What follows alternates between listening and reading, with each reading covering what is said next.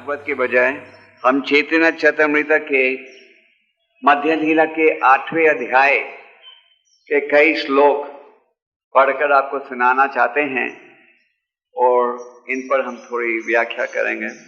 ये मध्य लीला के 8वें अध्याय में चैतन्य महाप्रभु और रामानंद रॉय का बहुत ही सुंदर वार्तालाप है। चैतन्य महाप्रभु तो आप जैसे जानते हो परम भगवान के अवतार हैं। श्री कृष्णा चैतन्य राधा कृष्णा न है आन्य। और रामानंद रॉय उन्हें शास्त्रों में अर्जुन का अवतार माना जाता है। और रामानंद रॉय भौतिक दृष्टि से तमिलनाडु के गवर्नर थे, पर वो थे बहुत प्रिय भक्त परम भगवान श्री कृष्ण के। तो जब चैतन्य महाप्रभु दक्षिण भारत की यात्रा की तैयारी कर रहे थे, उन्हें यह कहा गया था कि आप दक्षिण भारत जब जाओगे वहां एक बहुत प्रिय भक्त से मिलोगे जिनका नाम है रामानंद रॉय। और इस 8वें अध्याय में हम देखते हैं कि चैतन्य महाप्रभु अपने भक्त रामानंद रॉय से अनेक प्रश्न पूछ रहे हैं और रामानंद रॉय उन प्रश्नों का उत्तर दे रहे हैं। आप शायद ये जानना चाहोगे कि क्या कारण है कि अगर चैतन्य महाप्रभु स्वयं भगवान हैं कि वो अपने भक्त से प्रश्नों का उत्तर प्राप्त करें। अक्सर तो हम देखते हैं कि भक्त भगवान से प्रश्न पूछते हैं और भगवान उनका उत्तर देते हैं, ठीक है। जैसे अर्जुन ने भगवान से अनेक प्रश्न पूछे भगवत गीता में और भगवान ने उन प्रश्नों का उत्तर दिया। तो उसी प्रकार शास्त्र में हम देखते हैं कि भगवान शिक्षा दे रहे हैं। तो यहां हम देख रहे हैं कि भगवान अपने भक्त से प्रश्न पूछ रहे हैं और उनका भक्त उन प्रश्नों का उत्तर दे रहे हैं। रामानंद रॉय तो भक्त थे और चैतन्य महाप्रभु तो स्वयं भगवान हैं। तो भगवान भक्त की महिमा को बढ़ाने का प्रयास करते हैं। भक्त ये चाहता है कि वो भगवान का गुणगान बढ़ाए। भगवान ये चाहते हैं कि वो अपने भक्त की महिमा को बढ़ाए। जैसे कि भागवतम के प्रथम स्कंद में हम भीष्मदेव जी की शिक्षा के विषय में पढ़ते हैं। जब भीष्मदेव को ये वर प्राप्त हुआ था कि वो अपनी इच्छा के अनुसार इस जीवन को त्याग सके। अगर हमें आपको और हमें वो वर प्राप्त हो तो शायद हम कभी नहीं त्यागने का प्रयास करें। तो भीष्मदेव जी जब उन्होंने देखा कि युधिष्ठिर महाराज राज्य पर बैठ गए हैं तो उन्होंने ये निश्चित कर लिया था कि अब संसार त्यागने का समय आ गया है। तो उनके त्यागने के समय परम भगवान स्वयं वहां पहुंचे थे अपने सारे भक्तों के साथ, अनेक देवता देवियों के साथ। और भगवान ने युधिष्ठिर से कहा, युधिष्ठिर महाराज से कहा कि तुम पूछो भीष्मदेव से कि जीवन का क्या कर्तव्य होना चाहिए, क्या लक्ष्य होना चाहिए। और फिर भीष्मदेव ने भगवत धर्म के विषय में भगवान के उपस्थिति में या भगवान उपस्थित होते हुए उन्होंने उन्हें शिक्षा दी। तो कहने का तात्पर्य यह है कि भगवान हमेशा भक्त की महिमा को बढ़ाने का प्रयास करते हैं। जैसे कि चैतन्य महाप्रभु जब उन्हें पता लगा कि नित्यानंदा के ऊपर, नित्यानंदा के माथे पर एक पत्थर फेंका था मदाई ने, तो चैतन्य महाप्रभु वहां पहुंचे अपने सुदर्शन चक्र के साथ। पर उन्होंने जगाई मदाई को बचाने का ये अवसर किसे दिया? नित्यानंदा को। चैतन्य महाप्रभु स्वयं बचा सकते थे उन्हें, पर उन्होंने नित्यानंद का गौरव बढ़ाया। जैसे कि हम देखते हैं कि चैतन्य महाप्रभु जी ने यह हरि नाम का प्रचार तो किया भारत में, पर सारे विश्व में प्रचार करने का अवसर किसे दिया? श्रील प्रभुपाद को। तो इसी प्रकार भगवान जो है हमेशा प्रयास करते हैं कि वो भक्त की महिमा को बढ़ाएं, और भक्त प्रयास करता है कि वो भगवान की महिमा को बढ़ाए। ये जो वार्तालाप हुआ है चैतन्य महाप्रभु जी और रामानंद रॉय का, ये हुआ था गोदावरी नदी के किनारे। भारत में अनेक पवित्र नदियां हैं, जैसे प्रभुपाद जी के शताब्दी के लिए शास्त्र तीर्थ जल से प्रभुपाद को स्नान करवाया था, और हमारे सेंटेनियल डिपार्टमेंट के भक्त 4-5 साल गए और उन्होंने 1108 पवित्र नदियों का जल इकट्ठा किया। तो भारत में ऐसे कई पवित्र नदी हैं, इन सब के विषय में आप ज्ञान प्राप्त कर सकते हो। उन्होंने एक किताब भी छापी है सेंटेनियल ने, जिसमें शास्त्र तीर्थ जल, जिस नदियों से ये जल इकट्ठा हुआ था उनके विषय में ज्ञान है। आजकल हम देखते हैं कि ये पवित्र नदियों के किनारे भी इंडिया तृप्ति वगैरह की सुविधा बढ़ाई जा रही है। जैसे जगन्नाथपुरी में एक बहुत ही सुंदर बीच है, जहाँ नदी है, जहाँ चैतन्य महाप्रभु जी रोज आते थे स्नान करने के लिए, और जहाँ की चैतन्य महाप्रभु जी ने हरिदास के शरीर को उठाकर वहां स्नान करवाया। तो हमारे वैष्णव भक्त जो हैं वो वहां जाते हैं उसे तीर्थ के स्थान मानकर, पर आजकल बड़े बड़े व्यापारियों ने वहां 5 स्टार होटल, शराब सब बीच के किनारे शुरू कर दिया है। बड़े अफसोस की बात है। तो ये जो वार्तालाप हुआ था चैतन्य महाप्रभु जी और रामानंद राय का, ये हुआ था गोदावरी नदी के किनारे। चैतन्य महाप्रभु जी ने प्रश्न पूछे हैं और रामानंद राय ने उत्तर दिया है। तो एक श्लोक शायद बोर्ड में लिखा है, इसको आप दोहराइए।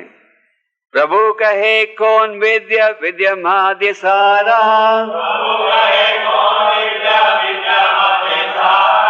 राय कहे कृष्ण भक्ति वीण विद्या नहीं आरा। ओम ज्ञान तिमिरान्धस्य ज्ञानाञ्जना शलाकया चक्षुरुन्मिलितं येन तस्मै श्री गुरवे नमः। श्री चैतन्य मनोभीष्टं स्थापितं येन भूतले स्वयं रूपा कदा मह्यं ददाति स्वापदान्तिकं। वन्देऽहं श्रीगुरु श्रीयुतापदकमलं श्रीगुरून् वैष्णवांश्च। श्रीरूपं सग्राजतं सहगना रघुनाथान्वितं तं सजीवं सद्वैतं सवधूतं परिजनसहितं कृष्ण चैतन्य देवं। श्रीराधा कृष्ण पदान् सहगना ललिता श्री विशाखान्वितं च। हे कृष्णा करुणा सिंधु दीनबंधु जगत्पते गोपेशा गोपिका कांता राधा कांता नमोस्तुते। तप्त कांचना गौरांगी राधे वृंदावनेश्वरी ऋषभानुसुते देवी प्रणमामि हरि प्रिये।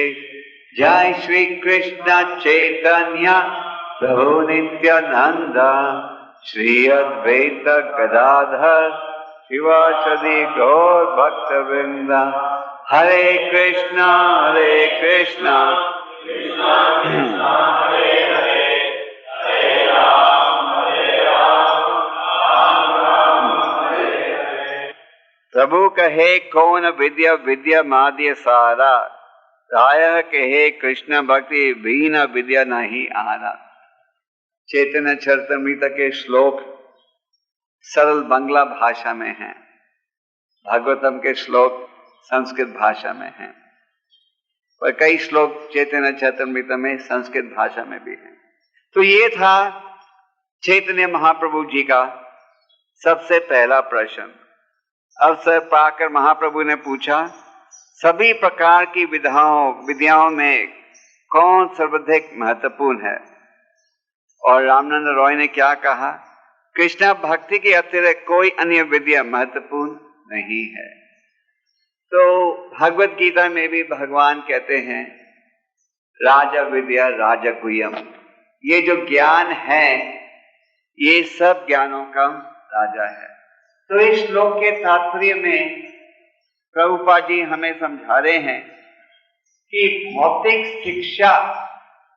शिक्षा के द्वारा हम यही ज्ञान प्राप्त करते हैं कि इंद्रिय तृप्ति को कैसे बढ़ाया जाए, और आध्यात्मिक शिक्षा के द्वारा आप अपने असली स्वरूप को समझ पाते हो। हम ये नहीं कह रहे कि भौतिक विद्या प्राप्त नहीं करनी चाहिए, आखिर हम सभी भौतिक विद्या का उपयोग तो करते हैं भगवान के प्रचार में, भगवान की सेवा में। असली अर्थ यह है कि भौतिक विद्या के साथ आध्यात्मिक विद्या अवश्य ही प्राप्त, नहीं तो इस भौतिक विद्या का कुछ खास महत्व नहीं है। ठाकुर भक्ति विनोद जी ने कहा है कि जिस प्रकार एक व्यक्ति के सिर में अगर एक भारी पगड़ी हो तो वो जल्दी डूब जाएगा, तो इसी प्रकार अगर भौतिक विद्या का उपयोग नहीं किया जाए भगवत सेवा में तो ये बड़ी भयंकर हो जाती है।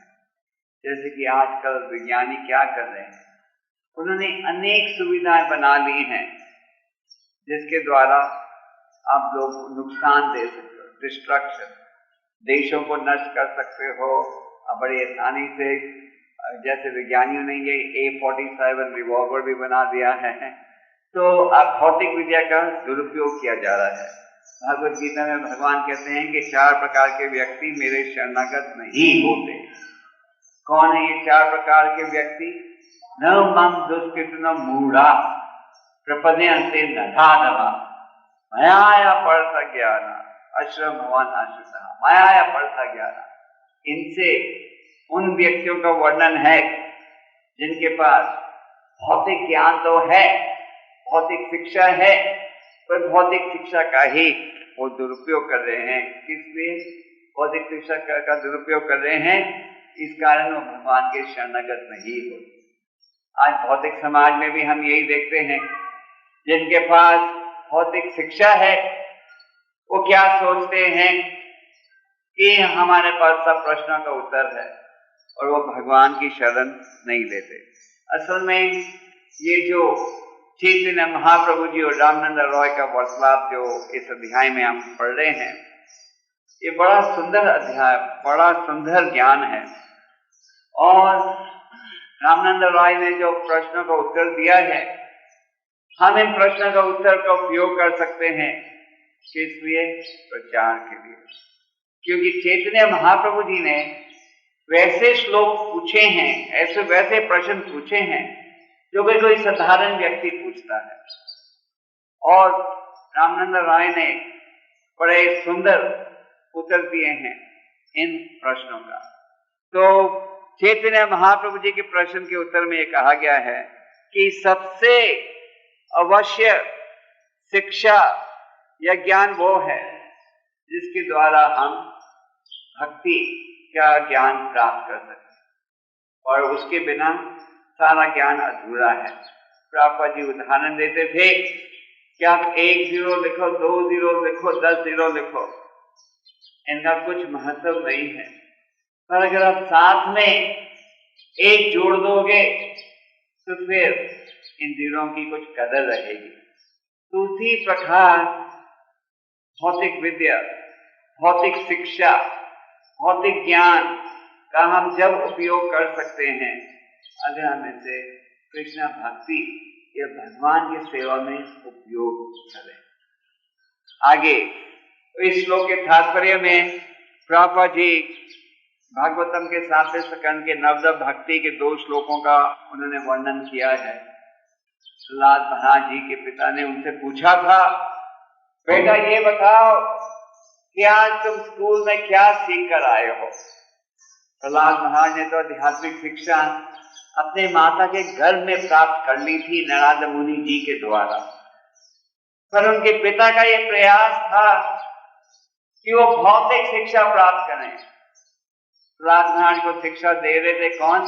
शुक्राचार्य के 2 बेटे, और उनको यह आदेश दिया गया था कि तुम कृष्ण भक्ति के ज्ञान को भुला दो। उसके बाद को ये चिंता थी कि बेटे की रुचि है भक्ति में। तो एक दिन बेटे ने पूछा, बाप ने बेटे से पूछा, ये बताओ कि आज तुम स्कूल में क्या पढ़कर आए हो। बाप तो था दुष्ट बुद्धि का, और जब भी उसने अपने बेटे को अपनी गोद में बिठाया और बड़े प्रेम से पूछा, बताओ आज तुम स्कूल में क्या सीख कर आए हो। और प्रहलाद ने क्या कहा? प्रहलाद ने इन 2 श्लोकों का वर्णन किया जिनको प्रभुपाद जी ने जिनका वर्णन किया है इस श्लोक के तात्पर्य में। श्रवणम कीर्तनम विष्णु स्मरणम पाद सेवनम आचमनम दर्शन सख्यम आत्मनिवेदन। तो प्रहलाद महाराज जी ने कहा, हे पिता, ये जो नवदा भक्ति का ज्ञान है ये है सबसे महत्वपूर्ण शिक्षा।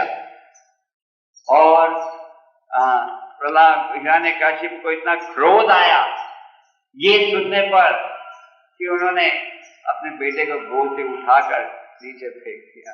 तो ये नवदा भक्ति का जो ज्ञान है उसका हम सबको उपयोग करना चाहिए।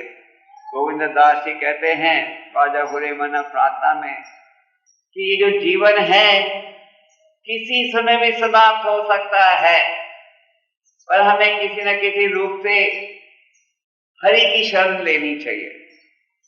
और हरि की शरण हम कैसे लेंगे? गोविंद दास जी नवदा भक्ति का वर्णन करते हैं। तो इस श्लोक में भी प्रभुपाद जी नवदा भक्ति का वर्णन करते हैं और हम सबको इसका लाभ उठाना चाहिए। तो हर व्यक्ति यश पाना चाहता है, हर व्यक्ति ये चाहता है कि सब उसे आदर दें, तो प्रयास करते हैं धन प्राप्त करने के लिए, गद्दी प्राप्त करने के लिए, किस लिए? सब यशस्वी बनना चाहते हैं। तो चैतन्य महाप्रभु का ये प्रश्न है, समस्त यशस्वी कार्यों में सर्वाधिक कौन सा है? और इन्होंने क्या कहा? वो व्यक्ति जो भगवान कृष्ण के भक्त के रूप में विख्यात है वो ही सर्वाधिक जाए, वो है असली यशस्वी व्यक्ति। जैसे कि भारत में अनेक धनी व्यक्ति हैं और हर देश में अनेक धनी व्यक्ति हैं, पर एक देश के धनी व्यक्ति को दूसरा व्यक्ति नहीं जानता। श्री चाणक्य पंडित जी ने कहा है कि कोई धनी व्यक्ति लोग उसे अपने गांव में, अपने शहर में, अपने देश में ही जानेंगे, पर भगवान का जो भक्त है उसे लोग हर कोने में जानते हैं। जैसे कि आज आप पृथ्वी के किसी कोने में चले जाओ, लोग प्रभुपाद को जानते हैं। कोई 2 हफ्ते पहले हम एक भक्त के साथ न्यूयॉर्क के एक सड़क में किसी को मिलने जा रहे थे, तो एक अफ्रीकन आदमी आया, कोई अफ्रीका के छोटे देश से, हमने उस देश का नाम भी नहीं सुना था कभी। तो हमारे पास आके कहने लगा, मैं प्रभुपाद को जानता हूं। खुद ही उसने कहा। हमने कहा प्रभुपाद को कैसे जानते हो? कहते मैंने प्रभुपाद के ग्रंथों को पढ़ा है अपने छोटे देश में। तो अगर व्यक्ति यशस्वी बनना भी चाहे तो उसे यशस्वी बनने का साधन क्या है? वो है कि वो भगवान का भक्त बने। भगवान के भक्त बनने से आप असली यश को प्राप्त कर सकते हो। तो चैतन्य महाप्रभु को रामानंद रॉय ने कहा है कि जो व्यक्ति भगवान का भक्त बने, अभी हमें ये नहीं सोचना चाहिए कि हम भक्ति के मार्ग में प्रवेश कर रहे हैं क्योंकि हम यशस्वी बनना चाहते हैं। आखिर हमें भूलना नहीं चाहिए कि भागवत में तो अहित की भक्ति पर बल दिया गया है। हम इस भावना से भक्ति को स्वीकार नहीं करते कि हम यशस्वी बने या धनी बने या बड़े प्रसिद्ध बने या हमारे हाथ में बहुत ताकत आए या हमें कोई ऊंची गद्दी मिले, नहीं। पर कहने का तात्पर्य यह है कि भौतिक समाज में सब प्रयास करते हैं यशस्वी बनने के लिए, बड़े मशहूर बने। हर व्यक्ति चाहता है कि इतिहास में मेरा नाम लिखा जाए। कोई व्यक्ति किसी देश का नेता बनता है, राष्ट्रपति बनता है, वो यही चाहता है कि वो ऐसा कार्य करे कि लोग उसको याद करें। पर जो भगवान का भक्त है वो है असली यशस्वी व्यक्ति, और जो भगवान का भक्त है उसे लोग सारे विश्व में जानते हैं। तो अनेक श्लोकों के द्वारा प्रभुपाद जी ने इस श्लोक में 4 पन्नों का तात्पर्य लिखा है, और इन 4 पन्नों के तात्पर्य में प्रभुपाद जी अनेक श्लोकों के द्वारा एक विषय को स्थापित कर रहे हैं। क्या? जो कि रामानंद रॉय ने कहा है कि जो भगवान का भक्त है वो है असली यशस्वी व्यक्ति। तो हमें यही प्रयास करना चाहिए कि हम किसी न किसी रूप से भगवान के असली भक्त बने, और यही माध्यम है भगवान को प्रसन्न करने का, और यही है जीवन का असली लक्ष्य। तो अगला प्रश्न ये था कि संपत्तिवानों में सर्वोच्च कौन है? तो हर व्यक्ति संपत्तिवान बनना चाहता है। हर व्यक्ति सारे विश्व के आप किसी कोने में जाओ, हर व्यक्ति संपत्तिवान बनना चाहता है। तो चैतन्य महाप्रभु जी ने पूछा कि सब संपत्तिवानों में सबसे उत्तम कौन है?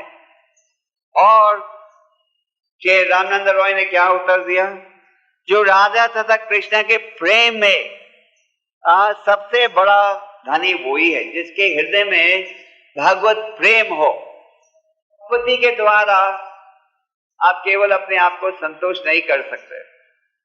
श्रीमद् भागवत में एक बड़ी अच्छी कथा है, 11वें स्कंद में। एक बहुत संपत्तिवान व्यक्ति था, बहुत धनी, पर साथ में वो व्यक्ति बहुत कंजूस भी था। वो ना तो इंद्रिय तृप्ति में रुचि लेता था, ना किसी को अपनी संपत्ति खर्चने देता था। उसकी पत्नी उससे आकर पैसे मांगती थी, कहता था पैसा नहीं है। बच्चे मांगते थे, बच्चों को भी वो पैसा नहीं देता था। कोई भी मांगता था, रिश्तेदार, किसी को पैसा नहीं देता था, पर था बहुत धनी। ये भगवत की कथा है। तो बहुत धनी व्यक्ति था पर था कंजूस। पर बचपन में उसे आध्यात्मिक शिक्षा प्राप्त हुई थी। जैसे अजामिल को बचपन में आध्यात्मिक शिक्षा प्राप्त हुई थी, फिर वो बुरी संगत में गिर गया। तो ये जो धनी व्यक्ति था, सब उसके दुश्मन बन गए। भागवत के 11वें स्कंद में कहा गया है कि धनी व्यक्ति के अनेक दुश्मन होते हैं। हम तो सोचते हैं कि सब उनके बंधु होते हैं, पर दुश्मन भी होते हैं। क्यों? हर व्यक्ति यही सोच रहा है कि उसका धन कैसे छीना जाए। सरकार भी यही सोचती है हम उसके धन को टैक्स के रूप में कैसे ले। जो चोर हैं वो भी धनी व्यक्ति के पीछे जाते हैं, गरीब के पीछे तो नहीं जाता कोई। गरीब व्यक्ति तो अपना दरवाजा खुले रख कर सो जाता है, पर धनी व्यक्ति को चौकीदार रखने पड़ते हैं, कुत्ते रखने पड़ते हैं, बड़ी बड़ी दीवार बनानी पड़ती है वगैरह। तो ये इस धनी व्यक्ति के कई दुश्मन थे। साथ में घर वाले भी दुश्मन बन गए, क्योंकि वो किसी को एक कौड़ी भी नहीं देता था खर्चने के लिए। तो एक दिन उनकी पत्नी, बच्चे, रिश्तेदार सब मिलकर सब ने उस धनी व्यक्ति के सारे धन को लूट लिया, और वो धनी व्यक्ति भिखारी बन गया। सारा धन उसको उन्होंने छीन लिया। साथ में चोरों ने, सरकार ने, सब ने मिलकर सारे धन को छीन लिया। जब उस धन को चुराया सबने मिलकर, आरंभ में तो ये धनी व्यक्ति बहुत दुखी हुआ, पछताने लगा, मेरा सारा धन छीन लिया सरकार ने और ये चोरों ने, पत्नी ने, बच्चों ने, सब ने। तो पछता रहा था, दुखी हुआ, पर उस दुख के द्वारा उसमें त्याग की भावना आ गई और वो इसने अपने जीवन को मुकुंदा के चरणों में अर्पण कर दिया और वो भगवान की भक्ति में बिल्कुल जुड़ गया, लीन हो गया। फिर वो भगवान की भक्ति में लीन होकर एक स्थान से दूसरे स्थान यात्रा कर रहा था, दिन रात भगवान का भजन कर रहा था। जहां वो जाता था लोग उसे ताना देते थे, कहते थे अभी तुम भिखारी बन गए क्योंकि तुम्हारा धन सब धंधा फेल हो गया और तुम्हारा धन छीन लिया लोगों ने, इसलिए तुम भिखारी बन गए। जब भी वो सहने लगा, बिल्कुल सहनशीलपन का उदाहरण था। जो वो खाने जाता था कुछ तो बच्चे आकर वहां पेशाब करते थे, उसको छेड़ते थे, ताना मारते थे। जब भी वो भगवान के चरणों में ही लीन था, बिल्कुल घबराया नहीं। इसी प्रकार भागवत में एक और उदाहरण है। एक वैश्या थी पिंगला नाम की। उस वैश्य ने अपने आप को बड़ा सजाया था लोगों को आकर्षित करने के लिए, पर उसे कोई एक दिन ग्राहक नहीं मिला। जो व्यक्ति सामने से गुजरता था वो सोचती थी कि ये व्यक्ति मेरा ग्राहक बनेगा, पर कोई ग्राहक नहीं बना। तो जब वो रात को घर लौटी, पहले तो उसे बड़ा अफसोस हुआ, क्या सारा दिन मुझे कोई ग्राहक नहीं मिला, कुछ कमाई नहीं हुई। पर उस अफसोस के द्वारा उसके हृदय में त्याग की भावना बढ़ी, फिर वो भगवान के शरणागत हो गई। उसी प्रकार ये जो धनी व्यक्ति था वो एक अवंती देश का ब्राह्मण था। अवंती देश बिहार में प्राप्त होता है शायद, तो वहां का ब्राह्मण था। फिर उसने भगवान का अनेक गुणगान किया, अनेक श्लोकों के द्वारा, और एक मंत्र की रचना की जिसकी रचना हर सन्यासी करता है गायत्री मंत्र करने से पहले। का प्रश्न ये था कि सब संपत्तिवानों में सबसे प्रथम ऊंचे कोटि का कौन सा है? तो जिस व्यक्ति के हृदय में भक्ति की भावना है वो व्यक्ति बिल्कुल संतुष्ट रहता है हर स्थिति में। हम सोचते हैं कि अगर हमें धन प्राप्त हो जाए तो हमारी सब समस्या हल हो जाएगी। नहीं, आप अनेक धनी व्यक्तियों से मिलिए, सबकी चिंता है, सबके पास चिंता है, पर अगर आप किसी न किसी रूप से हम भगवान के शरणागत हो जाएं तो ही हम संतुष्ट होंगे। जैसे कि हम पढ़ते हैं चैतन्य चरितमृत में कथा, चैतन्य महाप्रभु जी के एक भक्त थे जिनका नाम था खोलबेचर श्रीधर।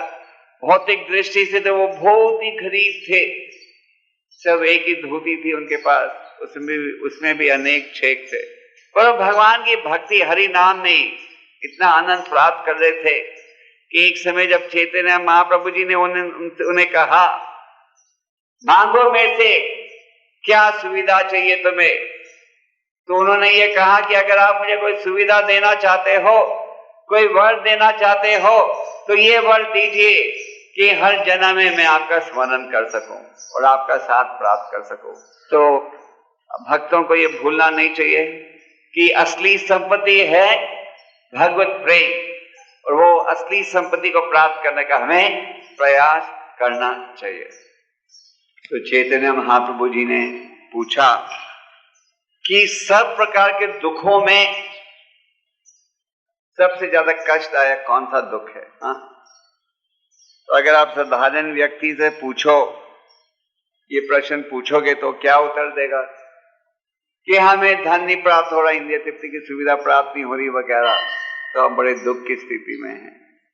पर चैतन्य महाप्रभु जी ने कहा है कि भक्तों की संगति नहीं मिलना ये सबसे अधिक कष्ट की स्थिति है भक्त के लिए। इसीलिए शास्त्र में कहा गया है साधु संग सर्वशास्त्र काया, लाभ मात्र साधु संग। लाभ मात्र का अर्थ है 1 सेकंड का 14वां हिस्सा। 1 सेकंड के 14वें हिस्से को आप माप भी नहीं सकते अपने घड़ी के द्वारा।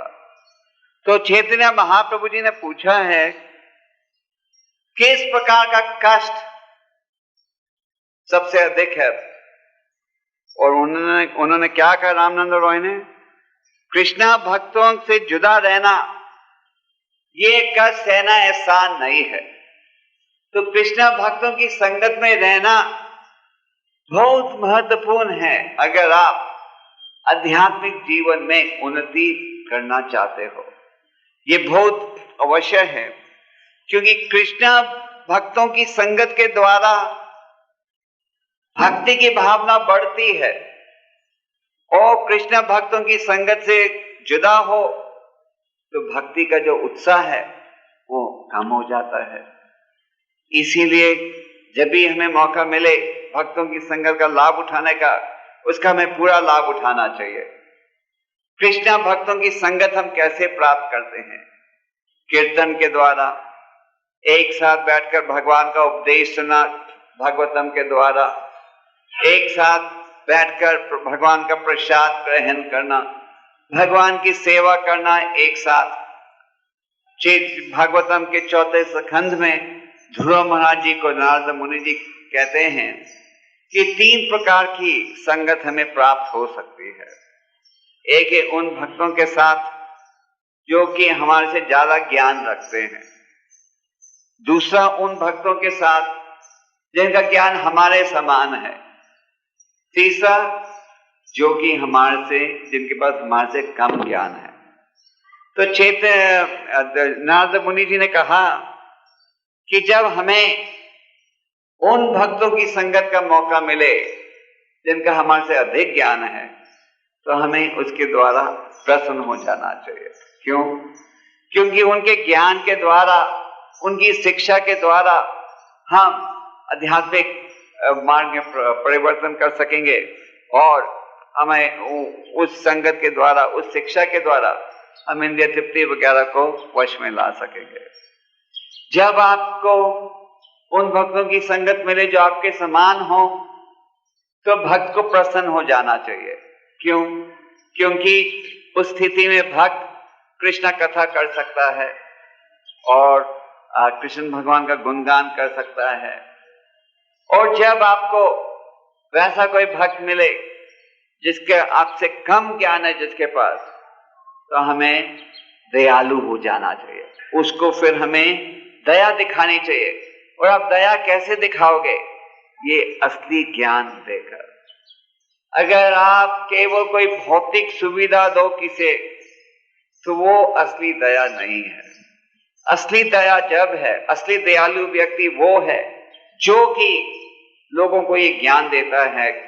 क्या ज्ञान? कि जिसके द्वारा हम जीवन के लक्ष्य को प्राप्त कर सके, वो है असली दयालु व्यक्ति। तो भक्तों की संगत का हमें पूरा लाभ उठाना चाहिए। एक समय एक भक्त था जिसने प्रभुपाद जी से कहा कि मैं भक्तों की संगत में नहीं रहना चाहता, मैं एकांत में रहकर हरिदास ठाकुर के समान जप करना चाहता हूं। प्रभुपाद जी ने उन्हें समझाया बहुत, नहीं तो मंदिर में ही रहो, भक्तों के साथ रहो। उस भक्त ने हर भक्त के इतने दोष समझ लिए थे कि उसने कहा कि मैं किसी मंदिर में नहीं रह सकता। खैर प्रभुपाद जी ने उसे इजाजत दे दी और मायापुर में वो जाकर रहने लगा, बिल्कुल एकांत में। पर थोड़े दिनों के बाद वो वहां से भी भाग गया। तो कहने का अर्थ यह है कि जब भी हमें मौका मिले भक्तों की संगत प्राप्त करने का, उसका हमें पूरा लाभ उठाना चाहिए। खास करके जब हमें उन भक्तों की संगत का मौका मिले जो बिल्कुल दृढ़ होकर गुरु के आदेश का पालन कर रहे हैं। रूपा गोस्वामी जी उपदेशामृत में कहते हैं कि जो भी हरि नाम का जप कर रहा है उसे हमें आदर देना चाहिए, पर संगत उनकी प्राप्त करनी चाहिए जो कि बिल्कुल दृढ़ होकर गुरु के आदेश के अनुसार नियमों का पालन करते हुए भक्ति के मार्ग में चल रहे हैं। कहने का अर्थ यह है कि जो भी हरि नाम का उच्चारण करे उसे हम आदर देते हैं, पर आध्यात्मिक जीवन को आगे बढ़ाने के लिए उन व्यक्तियों की संगत रखनी चाहिए जो स्वयं दृढ़ होकर इस मार्ग में चल रहे हैं। और अगर हम उन भक्तों की संगत में रहेंगे तो फिर हम आध्यात्मिक परिवर्तन कर सकेंगे। हरे कृष्ण। हरे कृष्णा कृष्णा कृष्णा कृष्णा हरे हरे